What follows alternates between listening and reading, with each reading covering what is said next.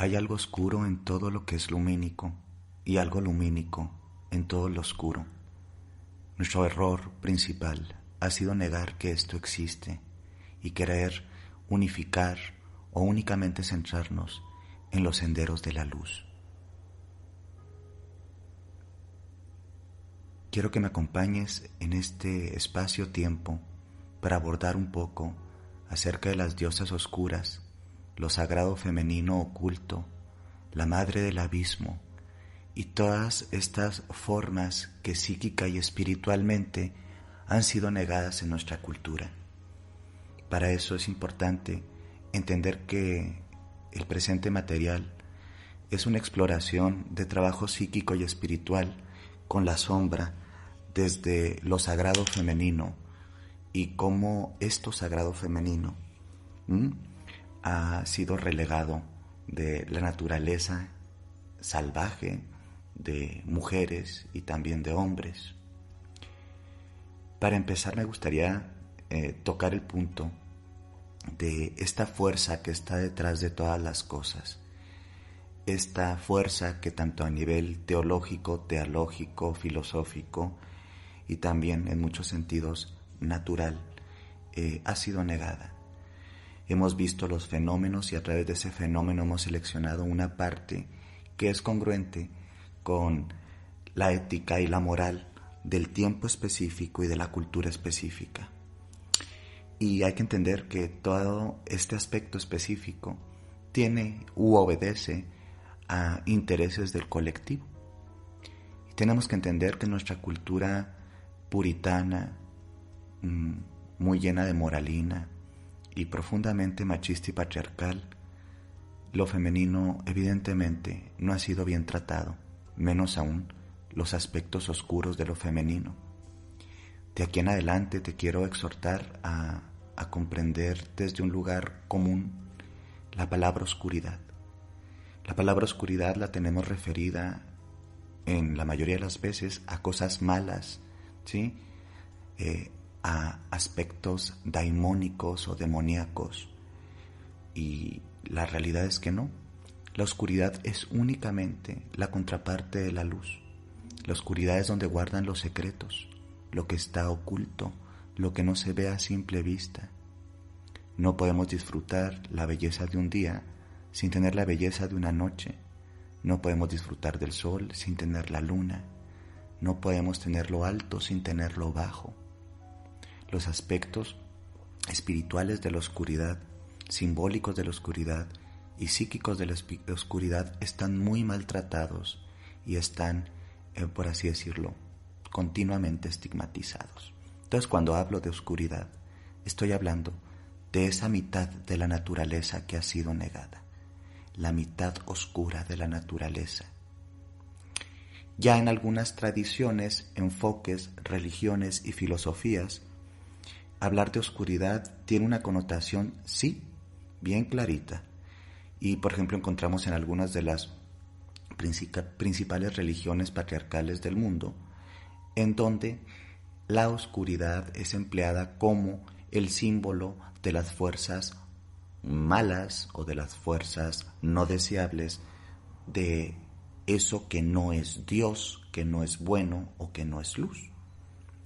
Pero francamente y entendiéndolo desde un lugar así como tiene que ser metafórico, si la divinidad es en todo y todo es la divinidad, también la oscuridad es divina e incluso es creada, ¿sí? Y representada por eso que llamamos lo divino. Y hoy vamos a abordar un poquito de esto que es lo divino femenino oscuro. Ella es temida porque rompe con los estereotipos de lo que se esperaría como algo divino, bueno y afirmativo.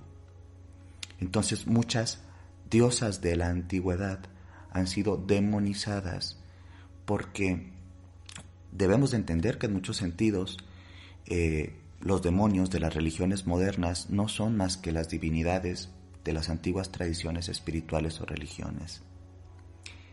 Y aparte de eso, gran parte de sus atributos han sido negados porque representan esquemas de la natura y de, evidentemente, la naturaleza humana, que han sido peligrosos, entre comillas, y mal vistos por el sistema dominante. Así la sexualidad femenina, su rabia transformadora, ¿sí?, su fortaleza y muchos otros atributos que están representados en las divinidades han sido menospreciados, satanizados, Satán, es decir, asociados a una figura mítico-religiosa que representa el mal o el espíritu caído. Pero la realidad es que hasta bien nombrando, ¿sí?, a las figuras demoníacas dentro de Occidente, entendemos que Lucifer, Satán y otras figuras que han encarnado el mal no son más que la representación de una parte de Dios que buscó la propia libertad. Podríamos decir que esta figura satánica es el primer libre pensador de la historia mitológica y arqueomitológica de la religión occidental. Pero pues como son los dioses, son los hombres y también las mujeres. E imagínate vivir en una cultura que, aparte que ha negado la divinidad femenina, la ha escondido o la ha perseguido.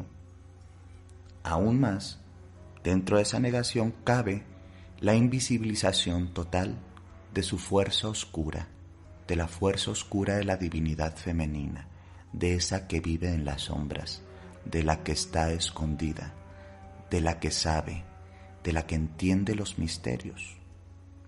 Evidentemente, y es claro, que esto ha sucedido porque las mujeres han sido destronadas de sus poderes y han sido supeditadas al mandato de lo masculino, de los hombres, de la violencia, del despojo. Entonces, entender que esta fuerza detrás de las cosas que es oscura y esta sacralidad desde lo femenino que rompe el estereotipo. Porque ¿qué pasa si una divinidad representa también rebeldía, sexualidad, afirmación del cuerpo, sí, un sentido de individualidad? Pues la representación psicológica de esta divinidad va a permitir que las personas se identifiquen con ella y emulen sus senderos, porque en muchos sentidos arquetipalmente las divinidades funcionan como catalizadores de procesos humanos complejos. Y estos procesos humanos, ¿sí?, al catalizarse, pues se genera una búsqueda espiritual. Así el camino crístico es un catalizador o un mito catalizador religioso para que las personas encuentren una divinidad o un Cristo interior y también un Cristo en el mundo, en los otros. Porque la función, en muchos sentidos, sobre todo a nivel psíquico de la religión, es ordenar las experiencias subjetivas a través de mitologemas y formas de ver la realidad, y explicar esta realidad para darle un sentido que, más allá de lo que algunos podrían considerar fantasioso, ayuda a organizar la experiencia interior del humano. Porque si nos queremos poner muy objetivos, sí, muy positivistas en el sentido religioso, en el sentido, pues sí, de la razón, pues cualquier acto religioso tiene connotaciones esquizotípicas, ¿sí?, fuera de esta normalidad que hemos llamado salud. Entonces, así, alguien que dice ver a un ángel o a una virgen, si está aislado en un contexto altamente racional, pues es visto como una persona profundamente perturbada. Pero si esto lo hacen miles de personas con fechas específicas y liturgias específicas, este consenso religioso permite que se den procesos sociales, espirituales, internos, también externos, que tienen sentido para todos. Entonces, si como son los dioses, son como los hombres, y los dioses, divinidades, tienen una función, ¿sí?, para elaborar procesos altamente complejos del humano, ¿qué pasa cuando nos han mutilado uno o muchos de estos elementos de gran poder y nos han dejado con una mitad o menos que únicamente representa la luz? Y hablando de luz, me acuerdo más o menos de una frase de Carl Jung que dice que nadie se ilumina imaginando figuritas de luz, sino más bien entendiendo la profundidad de la sombra. Entonces, entrando desde aquí, tendríamos que abordar que el concepto de la sombra fue, ¿sí?, inaugurado, por así decirlo, por Carl Jung dentro del enfoque psicológico y específicamente analítico. Pero esta figura sombría ya existía mucho antes que esto, tanto en psicologías primitivas como en filosofías, vamos a decir, muy anteriores al desarrollo de la escuela analítica. Jung evidentemente le dio un cuerpo, ¿sí?, un sentido, una explicación y una aproximación al estudio de la misma. Y la sombra básicamente es esa parte de la psique en donde, arquetipo y parte de la psique, en donde, por así decirlo, se almacenan los aspectos negados del propio yo. Estas negaciones a veces tienen un aspecto proyectivo, entonces lo que yo no quiero ver o no puedo ver en mí porque mi percepción de lo que yo soy no me lo permite a través de mi modelado moral, ético y social, pues lo empiezo a ver en los demás. Entonces la proyección es algo típico. Entonces digo, esa persona es petulante o esta persona es aquello, esto y qué feo aquello. Pero yo no soy eso. Cuando tal vez gran parte de lo que yo observo en esa otredad tiene que ver con algo del sí mismo, con algo que no quiero entender de mí, saber de mí. Entonces los demonios y las cosas malas están allá afuera, o en el infierno, o por allá en esa gente que es bien mala, pero no en mí. Sin embargo, sabemos que en la naturaleza humana todos esos potenciales aspectos oscuros que digo yo veo en el otro, también pueden vivir en mí. Entonces, encontramos a personas que tienen resistencias muy puntuales y muy claras a algún atributo del otro. Y se dice por ahí, de forma como simplona, que lo que te choca, te checa. Es decir, es muy probable que tengas que preguntarte qué tienes que trabajar en ese aspecto de la sombra en el otro que puede representar algo en ti. Y Jung crea este concepto de la sombra para abordar esta fuerza arquetípica de la psique y empieza una revolución, por así decirlo, de explorar estos aspectos negados. Y es que nosotros no nos podemos curar imaginándonos nada más cosas bonitas de nosotros y teniendo idealidades de nosotros. Hemos de confrontar nuestra naturaleza completa, que es claroscura. Entonces encontramos en la naturaleza claroscura como algunas hembras de algunas especies animales no humanos, pues matan a algunas de sus crías porque simplemente no tienen habilidades para la supervivencia. Y uno dirá, pero qué crueldad, qué barbaridad, esto es una cosa salvaje. Es una cosa salvaje y lo salvaje no tiene nada de malo, es natural. El tema es que todo este tipo de situaciones nos parecen altamente confrontantes porque hemos vivido en una cultura que niega eso como parte de la naturaleza y lo observa únicamente como aspectos malos o negativos. Pero pues también en la sombra hay instintos y fuerzas que, si no son integradas, nos volvemos altamente, entre comillas, bonachones, débiles, frágiles, idealizados, idealistas, y terminamos en una indefensión prácticamente normalizada y aprendida, y sin la capacidad incluso oscura de sobrevivir. A veces la sombra se activa en situaciones altamente críticas e incluso una mujer que puede llegar a ser atacada, tratada de raptar o de ser abusada, activa en ella fuerzas instintivas de supervivencia que la conectan con fuerzas arquetípicas y mucho más colectivas y toman de pronto un cuchillo, un arma y asesinan al raptor. Y no podemos decir que eso está mal o está bien, según de donde tú lo quieras ver.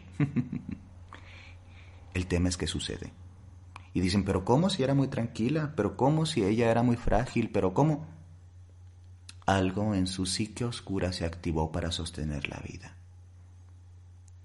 La psique oscura también sostiene la vida, y ahí están guardadas las fuerzas arquetípicas de las diosas oscuras, formas que durante muchos milenios han sido veneradas, estudiadas, cultivadas, porque son representaciones de una fuerza indómita, de algo que no puede ser, vamos a decir, domesticado, de algo que no puede ser destruido, de algo que rompe los estereotipos judeo-cristianos, occidentales y en muchos sentidos romantizados, de que las mujeres y las personas en general, pero sobre todo las mujeres en este caso, deben de ser abnegadas, sumisas, tranquilas, amorosas y todo el tiempo, vamos a decir, dispuestas a entregarse.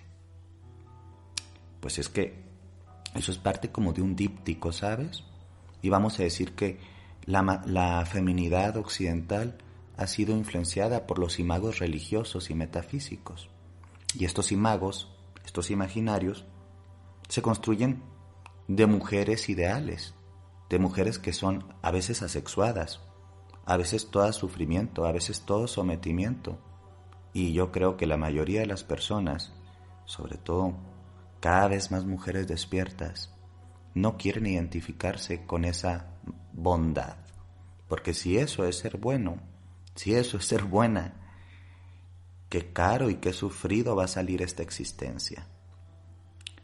Entonces, volver a la oscuridad, volver, ¿sí?, al camino de la noche, volver al lugar oscuro o el rostro oscuro de la luna, no es algo malo, es algo necesario para la integración psíquico, colectiva y personal de las mujeres principalmente.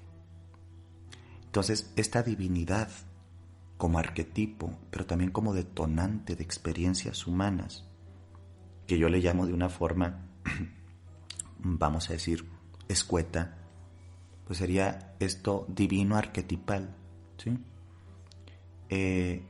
Nos habla de cómo es dentro es fuera, y si tú tienes ensamblado de forma inadecuada las percepciones de poder, las percepciones de la corporeidad, las percepciones del sí mismo, pues va a ser difícil vivir completa en el mundo, siempre tratando de vivir en función de lo correcto, que a veces la sombra necesita el ser salvaje, el sexo, la libertad, ¿sí?, y muchas otras cosas que han sido censuradas, de malas mujeres, de putas, de brujas, de arpías, de monstruas y demás. Porque pareciera ser que para las mujeres que acceden al poder o algunas líneas de poder, la censura es lo normal, el quemarla es la normal, el enjuiciarlo es lo normal. Entonces, dentro de estos movimientos de empoderamiento también hay algo que viene desde adentro, es bonito y es muy necesario, bueno, no sé si la palabra correcta es bonito, muy necesario, el empoderamiento político y social de las mujeres, profundamente, porque así se va a salvar la tierra, no hay de otra. El patriarcado y la mente altamente masculinizada desde lo hegemónico ha destruido mucho. Necesitamos el equilibrio de lo femenino y de lo oscuro. Pero, ¿qué pasa si ese equilibrio es nada más trabajado desde los sustratos políticos sociales externos y no hay una deconstrucción espiritual, psíquica, íntima, seas religiosa o no, seas inclinada a un camino místico o no?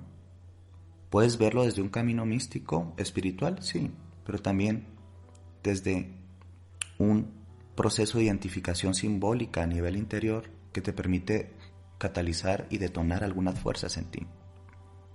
Entonces, ¿qué pasa cuando no pasa? ¿Qué pasa cuando es negada? ¿Qué pasa es cuando nunca ha sido nombrada?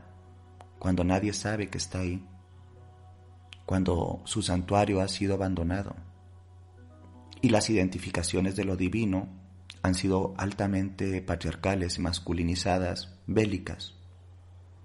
Pues por eso pasa lo que está pasando en muchos de los movimientos feministas actuales, o los diversos feminismos.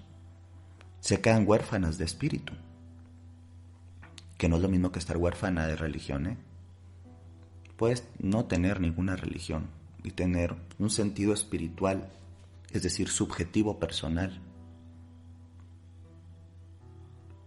Entonces creo que esto puede servir para empezar a profundizar un trabajo tanto psíquico como espiritual, pero es solo una postura, hay muchas. Entonces, esta satanización, utilizaré la palabra, aunque no es la más adecuada, sino estigmatización, del oscuro natural y del oscuro femenino, requiere un camino de integración que no es tan sencillo. Y no es tan sencillo, bueno, porque primero es altamente censurado hasta por nuestro juez interior o jueza interior.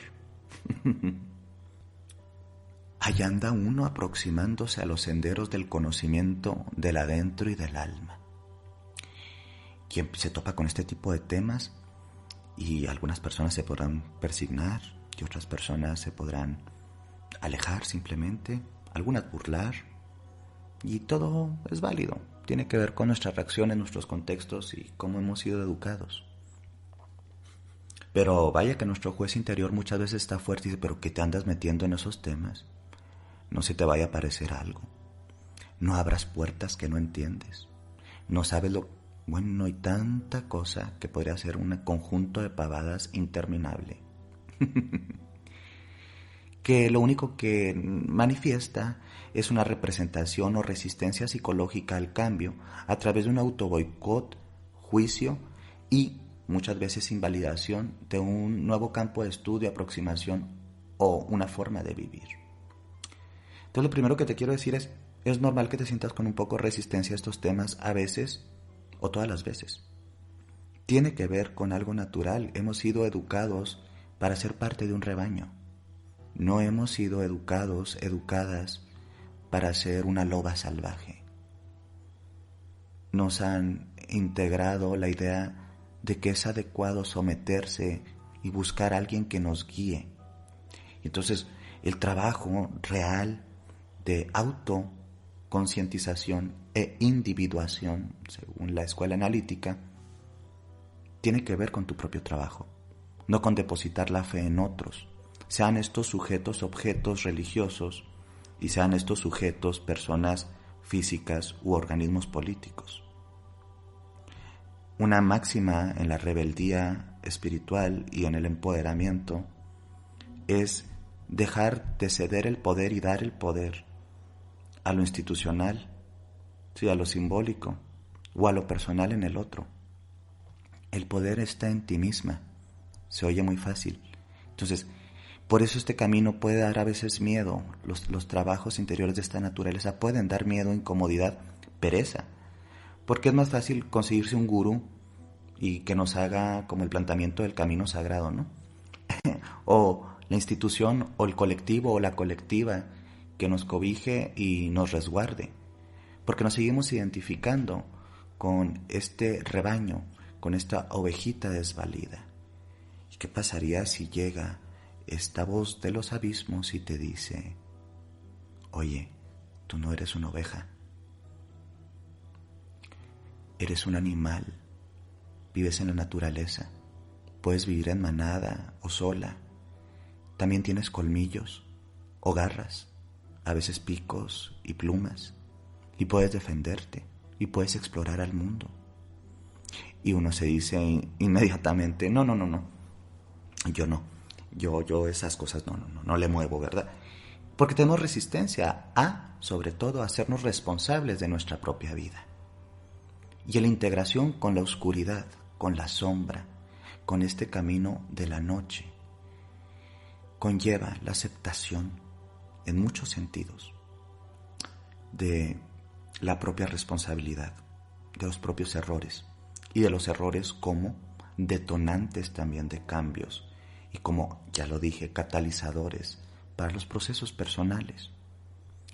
Entonces, acercarnos despacio a este conocimiento debe ser eso, progresivo, en disfrute, haciendo consciente los miedos, pero también, ¿sí?, las hambres, las diferentes hambres que tenemos de vivir completos en luz y en sombra. Hay una imagen, ¿sí?, que tal vez has visto, que la conocemos como el yin y el yang. Y en esta imagen hay una mitad lumínica y una oscura o negra. Y hay un puntito de luz y un puntito de oscuridad en la cara opuesta de la imagen. Este símbolo del yin yang, que también es asociado al Tao y a otras disciplinas, es un hermoso símbolo de nuestra unidad psicológica, personal y biológica, social y de todo. Porque hay un poquito, por así decirlo, de oscuridad y de cosas escondidas en la luz. Y hay una luz guardada también en la oscuridad. Una luz bella, una luz hermosa. Vienen nombres aquí como Luzbel, ¿sí?, luz bella. Lucifer, esfera de luz. Lilith, Ishtar, la madre negra, la madre abismo, Kali y muchos otros nombres que detonan muchas veces respuestas no positivas, sobre todo en contextos altamente patriarcales, cuando realmente estas fuerzas en muchos sentidos tienen un hilo conductor, que es la capacidad de sostener la vida y defenderla. ¿Sí? Es como la madre guerrilla, es como también la madre paz, pero para generar la paz tiene que aprender a defender su terreno, su territorio. Son todas estas fuerzas que tienen el hilo conductor de la rebeldía. Desde la Lilith dentro de Occidente, ¿sí?, Lilith negada, Lilith caída, Lilith demonizada, temida. Muchos otros rostros que han sido demonizados. Quizá nuestro trabajo es andar como buscando en las ruinas, encontrando los huesos y armar de nuevo los esqueletos que se nos fueron arrancados, que están perdidos y que en muchos sentidos no hemos querido o no hemos podido recuperar. Entonces, volver a las antiguas diosas oscuras es un trabajo creativo de curación, de empoderamiento, de dignificación del cuerpo y sus procesos. En muchos sentidos, este volver a la noche nos permite, a través de visiones transculturales, ¿sí?, interreligiosas, en muchos sentidos también simbólicas, aproximarnos al conocimiento de lo humano oscuro y, en este sentido más íntimo, de lo femenino oscuro. Pero para eso tenemos que perdernos un momento en caminos oscuros que no sabemos a dónde van y dejarnos tomar de la mano por los espíritus de lo que no conocemos, de lo que no tiene nombre, de lo que vivía antes que nosotros, de abismos. Y yo le llamo a esto la Madre Abismo. Madre Abismo es la protectora de la sombra dorada, ¿sí?, de la sombra completa de lo femenino. En muchos sentidos, la sombra dorada, dentro de algunos esquemas analíticos un poquito más modernos, representa la parte de la sombra donde están guardados también las virtudes que han sido negadas de nuestra naturaleza. En la sombra dorada está, por ejemplo, la rabia transformadora de la mujer, de lo femenino. Los talentos que uno a veces ve y proyecta también en los otros, como, miren qué bonito que canta aquella, y mira qué bonito que danza aquella o que pinta, y tú al admirarlos crees que no tienes eso en ti, pero tal vez solo le hace falta desarrollo. Es un aspecto guardado de tu poder que tú todavía no crees que lo tengas. No los han mutilado, no los han eclosionado a través de la crítica, a través de la socialización inadecuada que niega los poderes y las virtudes de los humanos y que los quiere hacer, vamos a decir, pues becerriles o como borreguitos todos. Entonces la madre abismo está esperándote en estos caminos con todos sus guardianes y también con todos sus aliados para llevarte a conocer, si tú exploras lo suficiente y tienes el corazón abierto también a la oscuridad, a la sombra dorada, al lugar donde están guardados los poderes negados, que no únicamente metafóricamente están guardados ahí, sino realmente están relegados, ¿sí?, en nuestro psiquismo. Que a veces me toca ver, tanto en consulta como en otros espacios, gente que explora un poco más su sombra a través de estos caminos simbólicos, el análisis como tal, ¿sí?, desde lo autodidacta también, desde un enfoque altamente positivista o un enfoque místico. Todo es válido. Somos únicos y diferentes y necesitamos diferentes formas de caminar en el mundo. Y pues me topó esta gente que se trabaja, ¿no? Y de pronto desarrollaron virtudes, talentos, sueños, metas, que las veían únicamente como algo admirable en otras personas, pero no en ellas. Entonces, sobre todo, retomar este poder de la sombra dorada es lo que tal vez hemos de trabajar en muchos sentidos con cada uno de los arquetipos que puedo yo proponer o que existen en otros trabajos, para recuperar lo que en muchos sentidos se perdió, se rompió, quedó herido, mutilado. Y la niña interior y el niño interior han de abrirse, ¿sí?, a Madre Abismo, porque ella no viene a destruir, ella no viene a asesinar al ser. Quizá asesinará y matará aspectos del ser que ya no son necesarios. Tenemos esas madres negras en leyendas y mitos como por ejemplo, no sé, acá, la Llorona en Latinoamérica. Y se dice que en cualquier lugar en donde hay un río está la Llorona, la mujer que llora. Y ella no llegó ahí de una forma casual, pasaron muchas cosas. Y algunas de las versiones se cuentan así. Dicen que María era una hermosa, una bella mujer y que vivía tranquila, pero se enamoró de un hidalgo, de un hombre, sí, de piel clara, y ella era morena y ella vivía en México. Y se enamoraron y se fueron a vivir juntos y ella le dio varios hijos.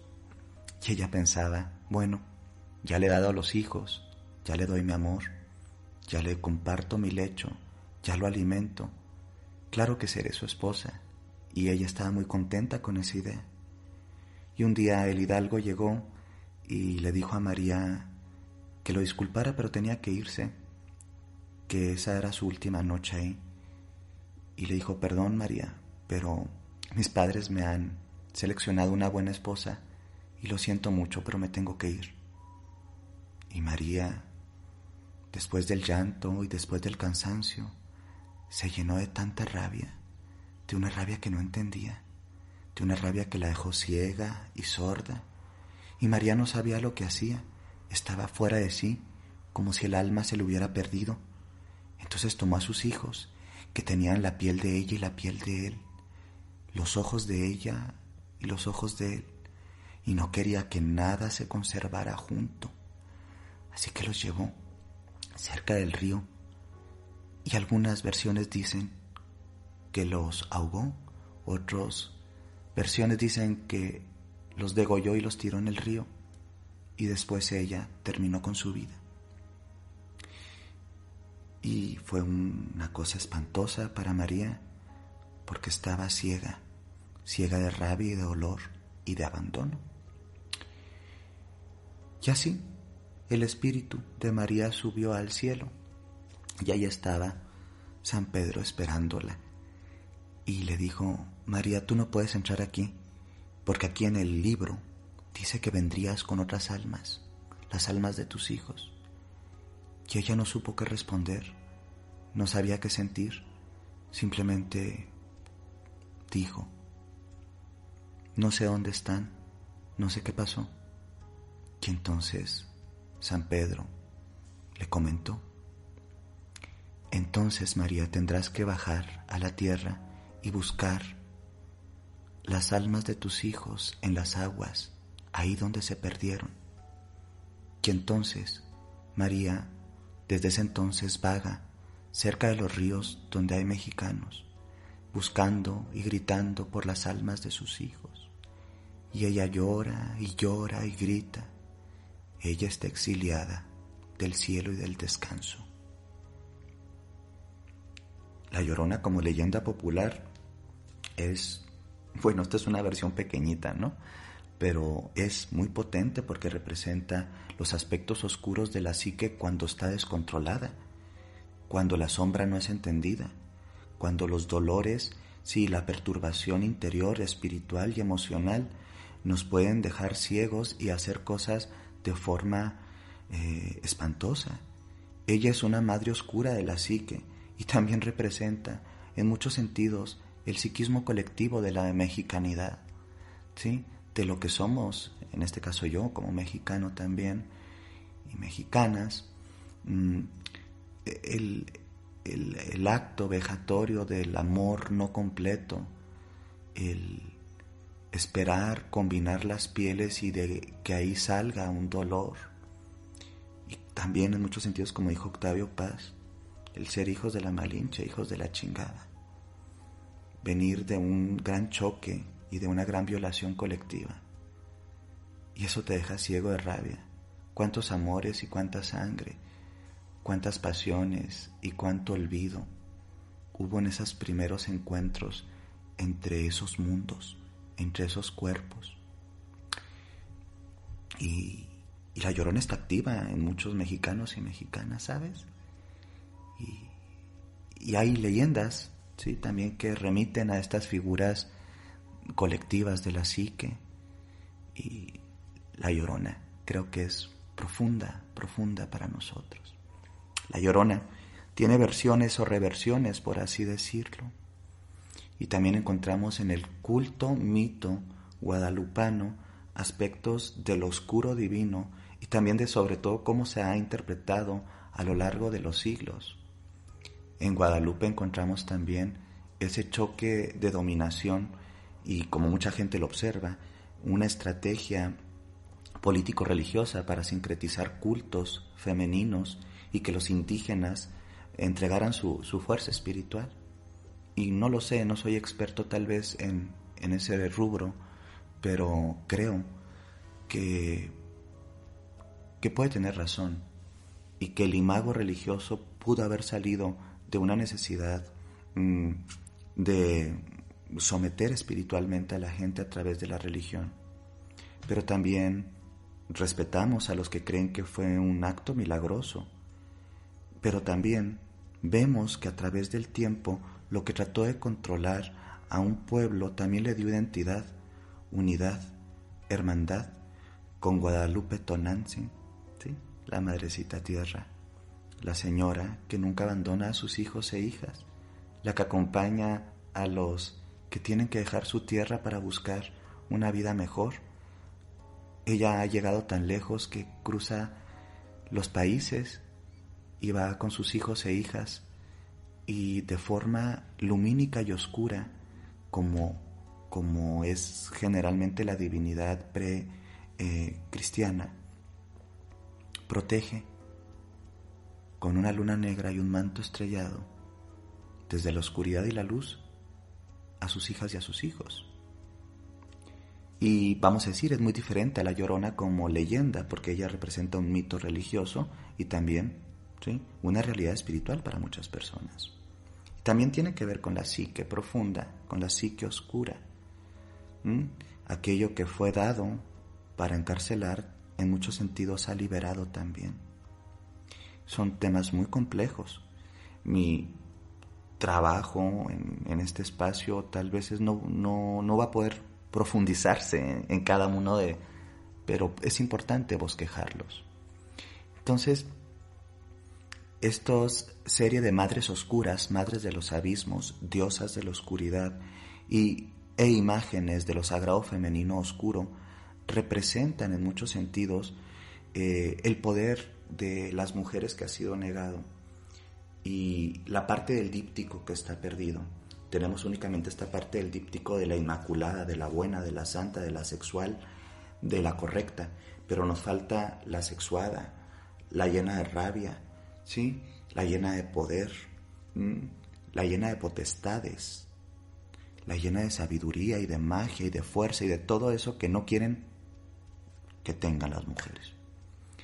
Y está en la sombra. Entonces existen estos dos tipos de sombra, la oscura y la dorada. Una forma, pues de esta sombra ya lo dijimos, es todas estas cosas que consideramos negativas y hemos rechazado y que criticamos al instante en los otros, ¿verdad? Pero que realmente tiene que ver con nosotros. Híjole, es que yo no soy egoísta, no soy vanidoso, pero mira aquella como es, aquella... Y pues está dentro de uno también. Y ojalá que lo veas en algún momento, porque si no lo ves, nunca lo vas a trabajar. Si tú no sabes dónde está la herida, ¿cómo la vas a curar?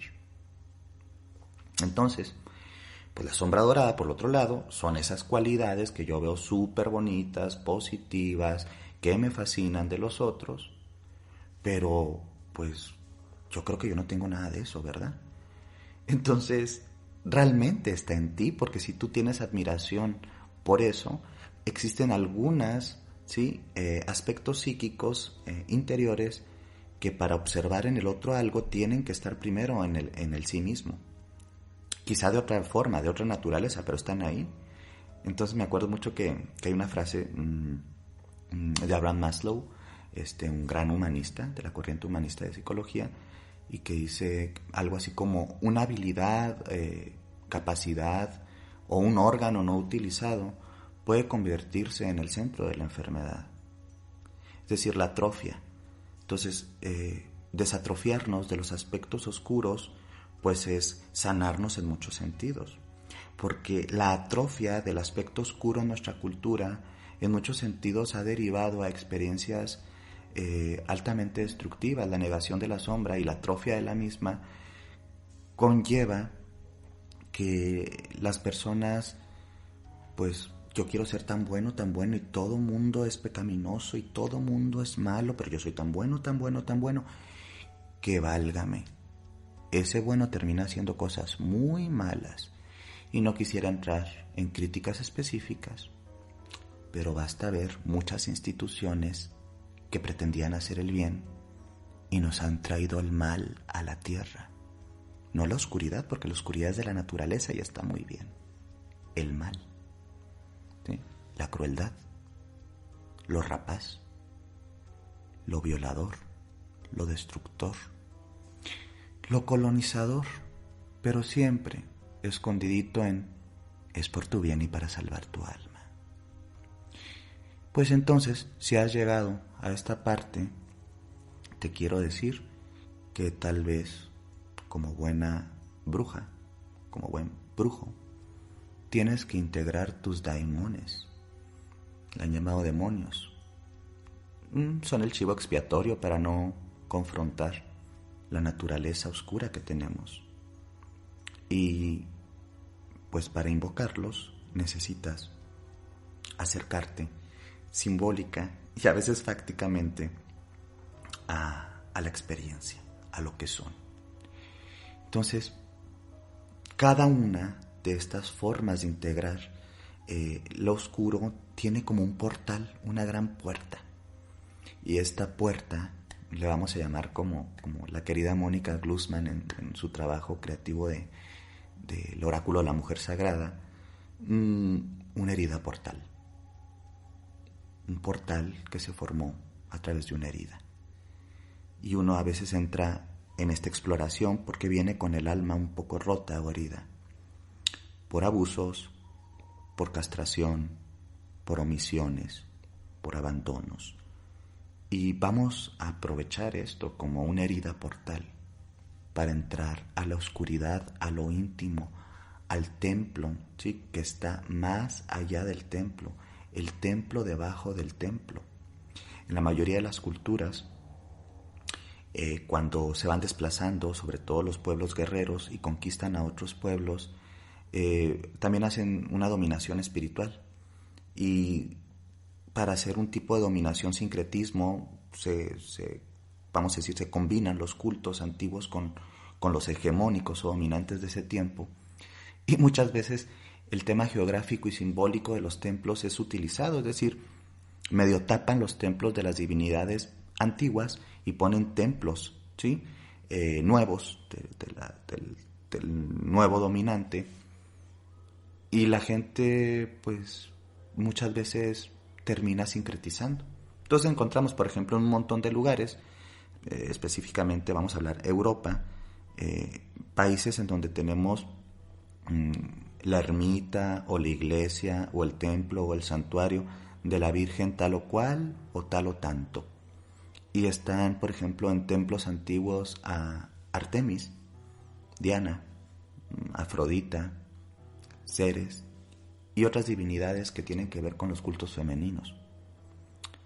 En México y en muchos lugares latinoamericanos sucedió más o menos lo mismo.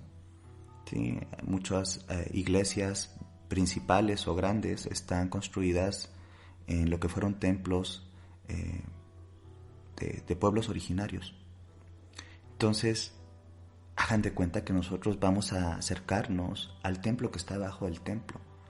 Nos han colonizado espiritual, culturalmente y de muchas formas, y recuperar como un aspecto más natural de nosotras mismas, de nosotros mismos, conlleva ir al templo escondido en el templo, lo que está detrás. Algunas vírgenes también, como las Madonas negras o las vírgenes negras, son manifestaciones sincréticas de cultos tardíos a Isis de Egipto, la Isis negra, ¿sí? La madre de los misterios, de la transformación, de la magia, ¿sí? Isis alada. Y evocan este tipo de cultos que se abrazan, se van uniendo, se confunden, pero también crean algo nuevo, y pues de pronto hay algo oscuro en ellas. Y he oído por ahí, más de 2 veces, que algunas personas, por ejemplo, todavía tienen usanzas dentro de las tradiciones marginales de algunas religiones, es decir, que no son aceptadas por la institución. Pero también la gente que utiliza algunos santos o divinidades para rezarles, para desearles el mal a otras personas. Es decir, rezar como para desear el mal, que es un acto finalmente mágico que tiene explicaciones pues muy complejas, pero tienen que ver con lo humano y las necesidades del humano. Y por temas de colonización y creer que lo bueno es generalmente lo rubio y lo blanco, mucha gente ha asociado a estos espacios en donde rezar para el mal, entre comillas, que finalmente es la necesidad y la frustración y las ganas de justicia, pues a divinidades que vamos a decir no son hegemónicamente blanquitas, ¿sí? O claritas, porque también se hace esta como interpretación de que lo masculino, rubio y solar es bueno, y lo moreno, autóctono o hasta femenino es lo malo, ¿no? Entonces, son formas de entender el templo debajo del templo. Y, sobre todo, también como decía Rumi, pues es que la herida es un lugar por donde entra la luz.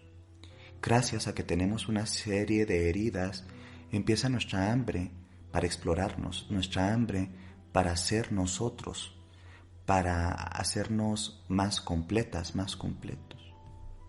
Entonces, a caminar sin miedo, con Madre Abismo. Y si tenemos miedo, caminemos aún así, porque el miedo es una respuesta totalmente válida a estos temas cuando no hemos sido educados en los mismos.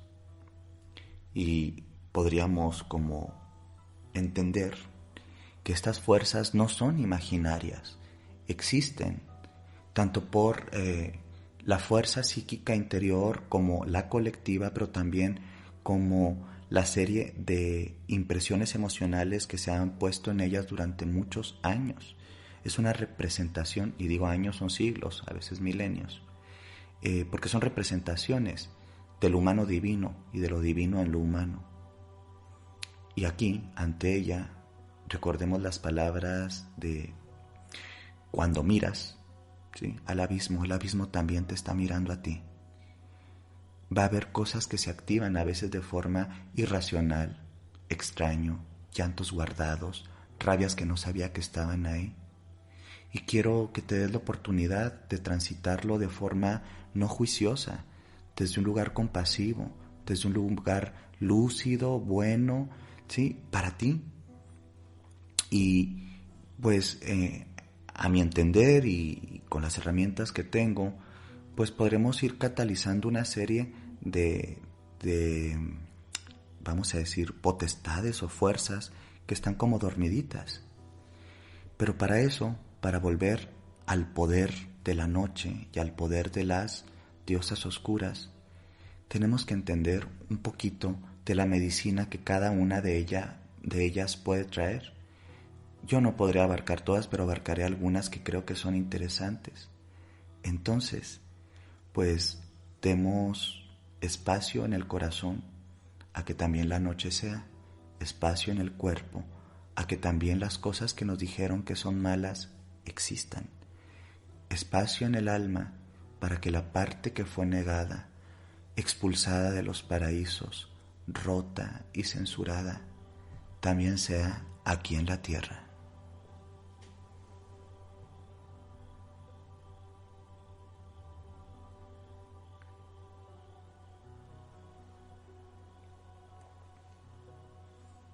Ella está en mi sombra, me asusta, la aparto. Ella está ahí para que la vea, para que la escuche, para darme su fuerza, su poder.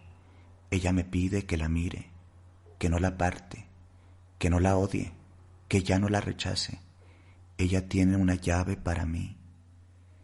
Ya no le temo, ahora la alimento y le doy de beber de mis aguas.